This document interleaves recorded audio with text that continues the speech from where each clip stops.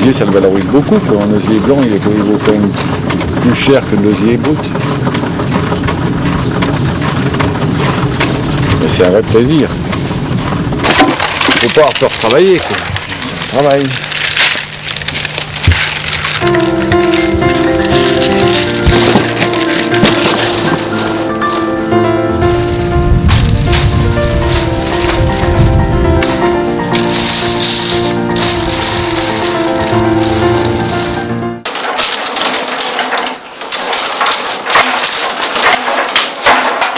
Donc ce sera un moulin à vent.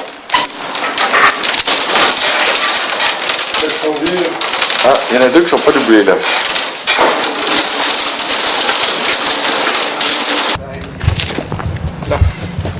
Là, on serait pas mal. Je vais poser, la rélever.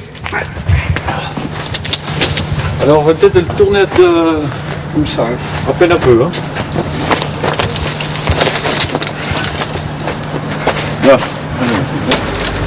C'est un peu comme dans le jardin. Oui, mais sur la brûlée, c'est un coupé. Ah, Ou quoi? un bout de colle. Ah oui, Oh mon Dieu. Enfin, puis derrière, comme ça, je mesure la colle qui va derrière.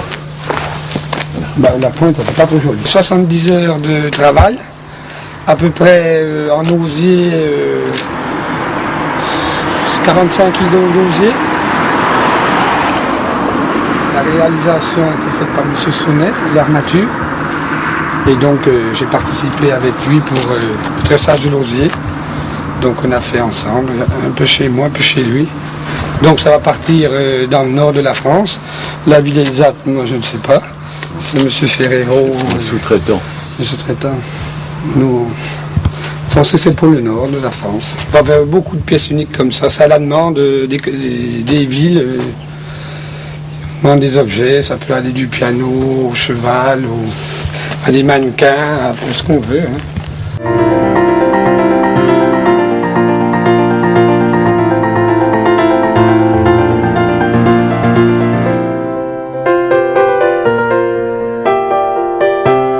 La culture de l'osier, c'est un suivi, et surtout, disons, pendant l'été, où il faut faire attention, bon, disons, à l'attaque des insectes. Ah, il ne faut pas rater un traitement, autrement, bon, disons, la récolte est compromise, en particulier avec l'insecte, la cécidomie, qui pond dans le bouton terminal fin juin au moment des foins.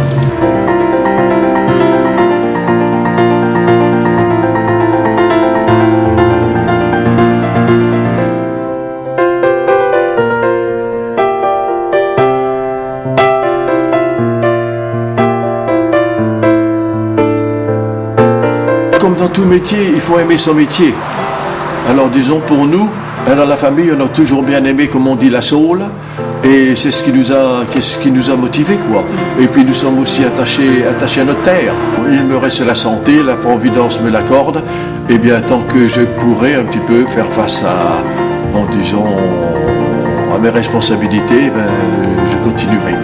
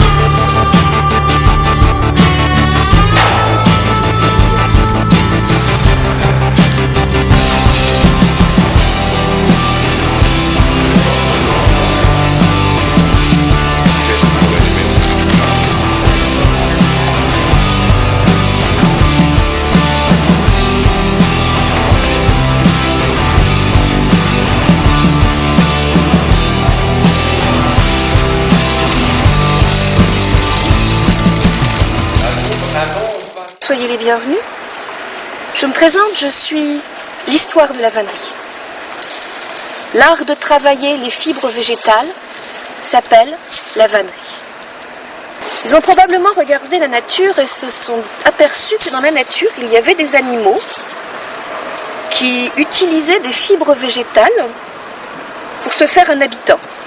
Certains rongeurs et beaucoup d'oiseaux. L'homme a donc essayé, lui aussi, d'utiliser des fibres végétales pour pouvoir transporter et conserver ces aliments. Et je vais faire une palette, donc de la céramique et des brins d'osier.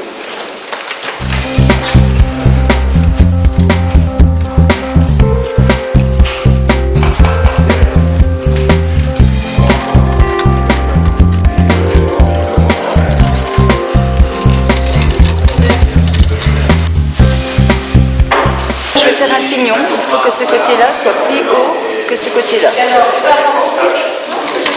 Donc c'est les brins qui vont mettre plus les uns sur les autres.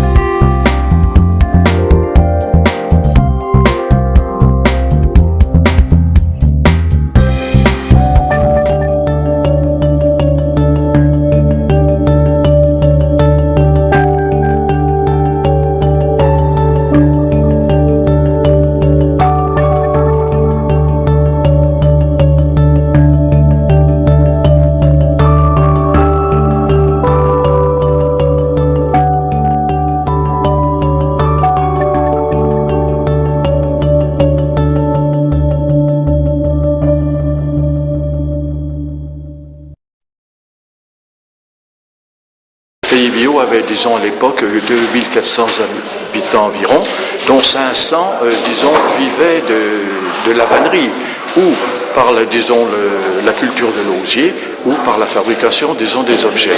Et puis un petit peu après, au début de 1900, entre les deux guerres, il est venu, disons, aussi la fabrication des meubles en rotin. On peut cataloguer les grandes utilisations de vannerie pour l'alimentation, conservation ou préparation des aliments. 2, le transport. Et plus tard, 3, les arts de la guerre. Et encore plus tard, 4, la construction. Cet objet représente une corbeille et est fait avec une rame de dattier. Ici correspond la tige. Les sections sont naturellement carrées et à chaque fois que vous voyez un petit point, c'était l'endroit où il y avait des dattes.